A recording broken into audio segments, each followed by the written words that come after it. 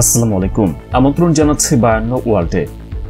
ফিলিস্তিনের স্বাধীনতাকামী সশস্ত্র গোষ্ঠী হামাসের রাজনৈতিক প্রধান ইসমাইল হানিয়া গুপ্ত হত্যার শিকার হয়ে নিহত হয়েছেন। ইরানের রাজধানী তেহরানে আবাসস্থলে হওয়া হামলায় হানিয়ার এক দেহরক্ষীও নিহত হয়েছেন।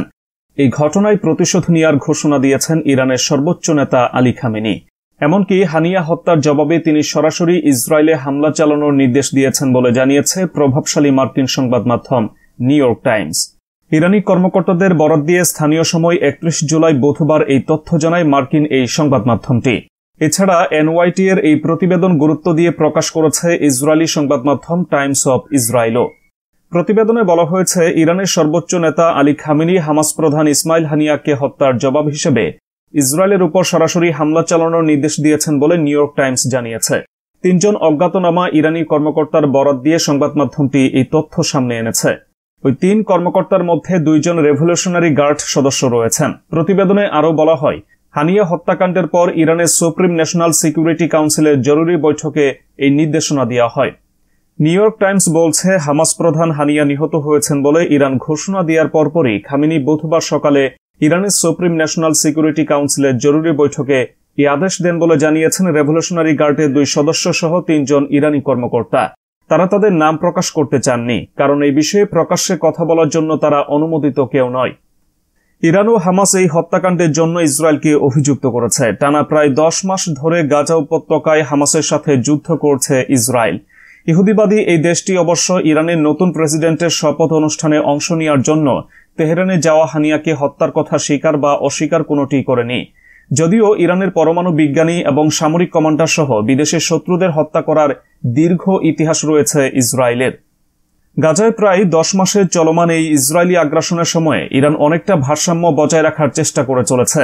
2 দেশের মধ্যে সর্বাত্মক যুদ্ধ এড়িয়ে এই অঞ্চলে তেহরানের মিত্র এবং প্রক্সি বাহিনীর মাধ্যমে তীব্রভাবে আক্রমণ বাড়ানোর মাধ্যমে ইসরায়েলের উপর চাপ সৃষ্টি করেছে ইরান।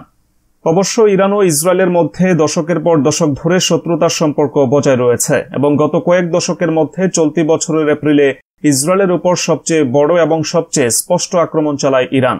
সিরিয়ার দামেস্কে বেশ কয়েকজন ইরানি সামরিক কমান্ডারকে হত্যার পাশাপাশি দূতাবাস প্রাঙ্গণে ইসরায়েলি হামলার প্রতিশোধ হিসেবে শত শত ক্ষেপণাস্ত্র এবং ড্রোন নিক্ষেপ করে ওই হামলা চালিয়েছিল তেহরান।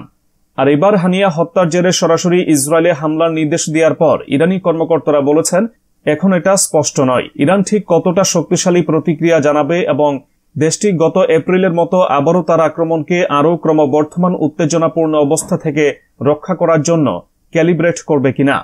ইরানের সামরিক কমান্ডাররা তেল আবিব এবং হাইফার আশেপাশের সামরিক লক্ষ্যবস্তুতে ড্রোন এবং ক্ষেপণাস্ত্রের সংমিশ্রণে আরেকটি আক্রমণ করার কথা বিবেচনা করছেন, তবে বেসামরিক লক্ষ্যবস্তুতে হামলা এড়াতে হবে।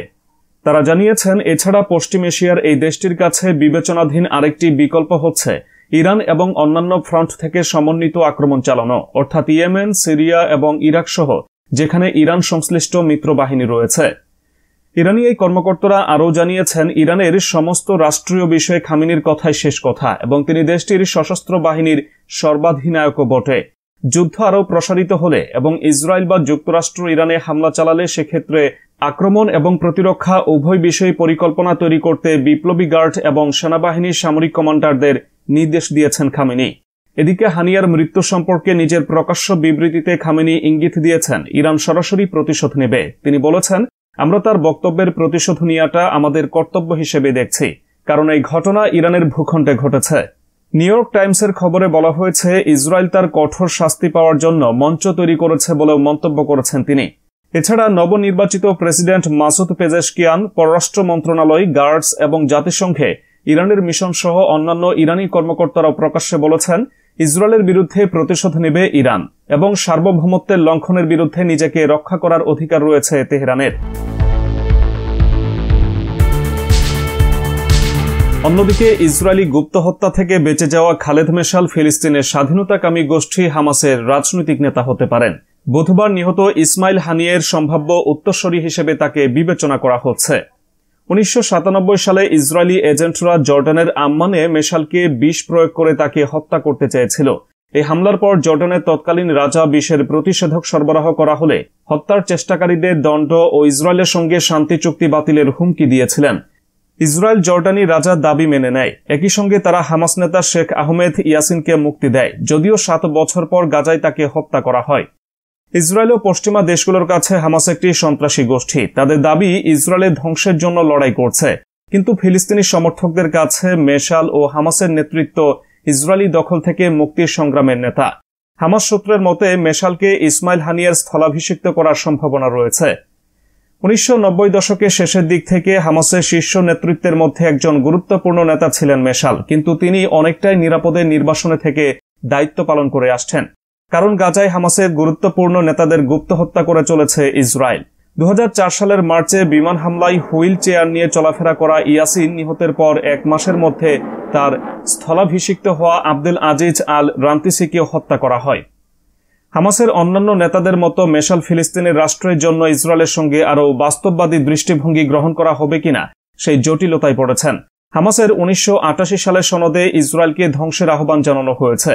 মেশাল ইসরায়েলের সঙ্গে একটি স্থায়ী শান্তি চুক্তির ধারণা প্রত্যাখ্যান করেছেন, কিন্তু তিনি বলেছেন 1990 ও 2000 দশকে ইসরায়েলে আত্মঘাতী বোমা হামলা চালানো হামাস একটি অস্থায়ী সমাধান হিসেবে পশ্চিম তীর, গাজা উপত্যকা এবং পূর্ব জেরুজালেম নিয়ে একটি ফিলিস্তিনি রাষ্ট্র গঠন করতে পারে, যা হবে দীর্ঘ যুদ্ধবিরতির অংশ।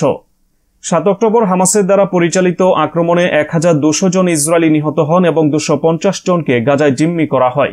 এর পরপরই ইসরায়েল গাজায় একটি ব্যাপক সামরিক অভিযান শুরু করে, যে অভিযানে এখন পর্যন্ত 39,000-এর বেশি প্রাণহানি ঘটেছে। গাজার অধিকাংশ এলাকা ধ্বংস হয়ে গেছে। এ বিষয়ে মেশাল বলেছিলেন, 7 অক্টোবর হামাসের হামলা ফিলিস্তিনিদের অধিকারের দাবিকে বিশ্ব এজেন্ডার কেন্দ্রে ফিরিয়ে এনেছে। তিনি আরব ও মুসলমানদেরকে ইসরায়েলের বিরুদ্ধে যুদ্ধে যোগদানের আহ্বান জানান। হামাস নেতা বলেছিলেন, যুদ্ধ শেষে গাজা শাসন করা থেকে হামাসকে বাদ দিতে চায় এমন ইসরায়েলি ও মার্কিন প্রস্তাব প্রত্যাখ্যান করবে ফিলিস্তিনিরা। ফিলিস্তিনের বাসিন্দারাই সিদ্ধান্ত নেবে কে গাজা পরিচালনা করবে। মেশাল এখন দোহা ও কায়রোতে বাস করছেন। তার জীবনের বেশিরভাগ কেটেছে ফিলিস্তিনের বাইরে। পশ্চিম তীরের রামাল্লার কাছে সিলোয়াদে তার জন্ম। ছোটকালেই পরিবারের সঙ্গে কুয়েত পাড়ি জমান তিনি। 15 বছর বয়সে তিনি মুসলিম ব্রাদারহুডে যোগ দেন। এটি মধ্যপ্রাচ্যের সবচেয়ে পুরনো ইসলামী গোষ্ঠী। 1980-এর দশকে হামাস প্রতিষ্ঠায় গুরুত্বপূর্ণ ভূমিকা রাখে এই গোষ্ঠীটি। বিদেশে হামাসের হয়ে কাজ শুরুর পূর্বে মেশাল স্কুল শিক্ষক ছিলেন। জর্ডানে তিনি আন্তর্জাতিক তহবিল সংগ্রহের দায়িত্বে ছিলেন। গুপ্ত হত্যার চেষ্টার পরে জর্ডান হামাসের কার্যালয় বন্ধ করে দেয় এবং মেশালকে কাতার যাওয়ার নির্দেশ দেয়। 2001 সালে তিনি সিরিয়া পাড়ি জমান। 2004 সাল থেকে দামেস্কোতে নির্বাসিত অবস্থায় থেকে হামাস পরিচালনা শুরু করেন মেশাল। 2012 সালের জানুয়ারি পর্যন্ত তিনি সেখানেই অবস্থান করেন। সিরিয়ায় গৃহযুদ্ধে দমনপীড়ন শুরু হলে তিনি দামেস্ক ত্যাগ করেন।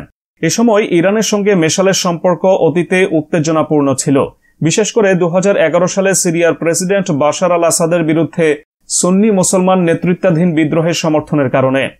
সিরিয়া থেকে তার চলে যাওয়ার শুরুতে হামাসের মধ্যে তার অবস্থান দুর্বল করে দেয়। 2012 সালের ডিসেম্বরে মেশাল প্রথমবার গাজা সফর করেন। ওই সময় হামাসের 25তম প্রতিষ্ঠা বার্ষিকীর অনুষ্ঠানে প্রধান ভাষণ দেন।